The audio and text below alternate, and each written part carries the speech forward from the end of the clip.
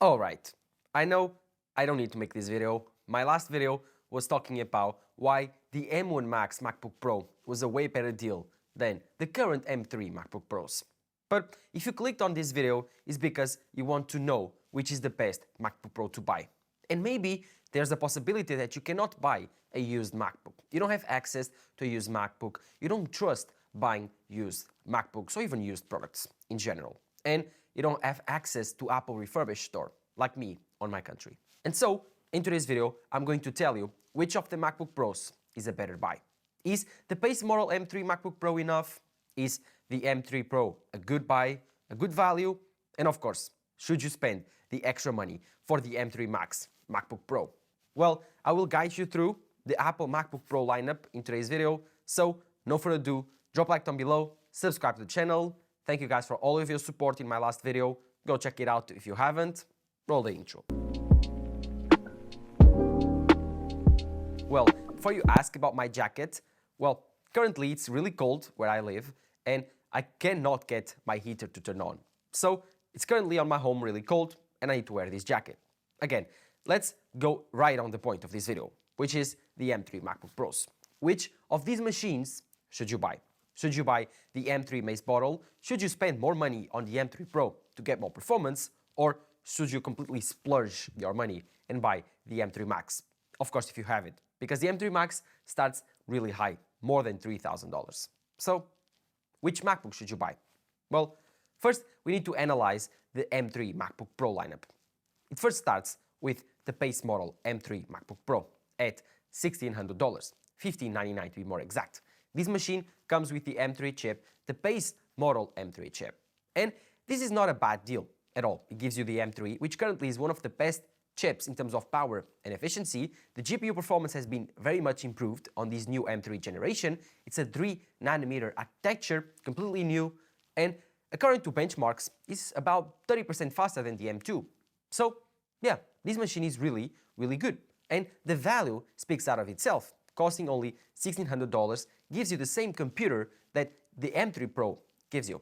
So, the same amazing mini LED screen, the same amazing design, keyboard, trackpad, everything is the same on this machine. And you just get the M3. But because of that, you save $400 when compared to the M3 Pro version of this computer. So, again, why? Why is this computer, in my opinion, one of the best computers on the market in terms of value? Because this machine starts below the $1,800 range and gives you so much performance for your money that it's not comparable. Before, you had the M2 MacBook Pro, and this computer, this wasn't great. It had the old design, it had the M2 chip, it had the bin version of the storage, so it had only 256 GB of storage, and it wasn't that fast. But now we got a way better deal. This machine starts at 512 GB of storage, 8 GB of RAM, and with the M3 chip, costing only $1,599. It's a bit more expensive than the older M2, but if you factor in the upgrade to the storage, the design, the display, the ports, everything considered, then it's actually a very, very good value.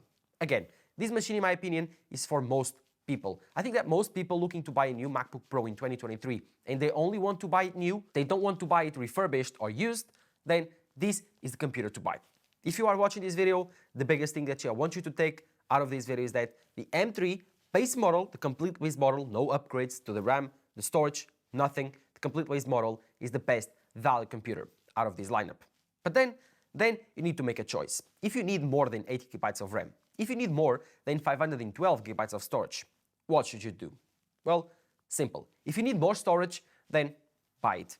$200 more will get you at $1,799 and you will get 1 TB of storage. But if you want more than that, if you want more RAM, what do you do? Well, then there's the M3 Pro solution. The M3 Pro solution gives you 18 GB of RAM, which is more than double of the M3, gives you 512 GB of storage, gives you the M3 Pro chip, and gives you one more USB-C port. All of these for $1999. Remember that the M3 Pro chip on this computer is binned, so it's not as fast as the $2499 or the $2399 version of the M3 Pro, which is much faster. I think it has more high performance cores, so it will give you better performance, while the binned version will be less fast. It's still faster, but not as fast. Again, It's a very confusing lineup. I understand that most people don't actually know how to navigate these waters, but it's pretty simple. If you want an upgrade, then it's only worth it if you upgrade one thing. Do not upgrade more than one thing. If you upgrade the storage, then do not upgrade the RAM. If you upgrade the RAM, then do not upgrade the storage, because $400 will put you closer to the next level and the next tier of this MacBook lineup. Again, the M3 MacBook Pro starts at $1,599. You upgrade the storage, you upgrade the RAM. Then it goes up to $1,999. You get 16 gigabytes of RAM, you get 1 terabyte of storage, but for that price you could have bought the M3 Pro MacBook Pro, which has more RAM but less storage. Again, I don't think that this version of the M3 Pro is a good version because it gives you just a little bit more RAM. The M3 Pro, this binned version, is not as fast like it was before last year. Again, it's still faster than the M2 Pro, but the M2 Pro was faster and even more fast than the M3 Pro is over the M3 than the M2 Pro was over the M2. It's a confusing game, I know, but understand that the M3 Pro this year is weaker, and so the binned version will be even weaker. Again, it's faster than the M3, but I don't think if you are looking for performance, you should buy this model. Again, I think that you will be better served with the M3 MacBook Pro. If you want more performance, then your only solution for a budget price is the M3 Pro non-binned. This would cost you $2,399. Yes, really expensive, $2,400. Not everyone has that money, but it will give you amazing deals. It will give you 1 terabyte of storage. It will give you more RAM. I think it's 18 or 22, I'm not sure. And then we'll give you the M3 Pro non-binned. This computer represents 30% jumps over the M3, which is crazy. Like now, for $800, it will get more RAM, more storage, and about 35% better performance over the M3.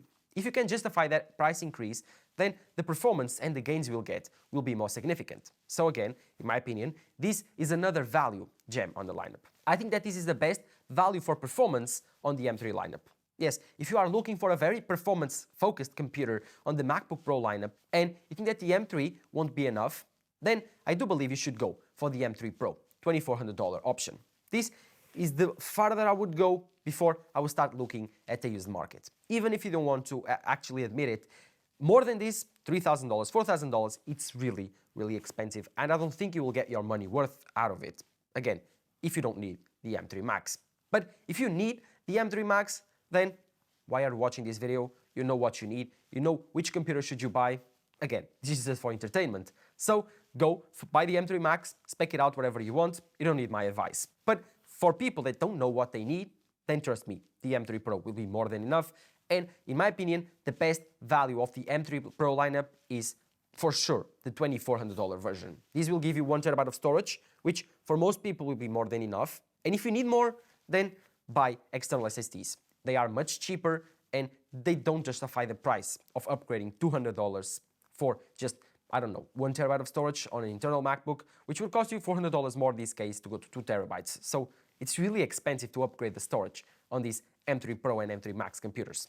Then do not touch the RAM. The RAM, like, it will be more than enough. Don't upgrade the RAM only if you know that you really need it. Like photographers that edit tons of photos and export tons of photos out of at one time. Like other people that graphic render tons of things and they use the RAM a lot. Other than that, most people, you won't need it. And again, the M3 Pro chip, the non-binned version, will give you that performance that you want and you crave. This computer is 30% faster than the M3 and about 40 to 50% faster than the M2. So insane gains on the performance level. Again, all of this is a balanced work between should you spend more money and get more performance and more things, or should you stop, don't waste your money, save your money, and get the thing that you actually need. That's something that you gotta reflect on. Do I want to waste my money? Do I want to save my money? In my opinion, you should buy used.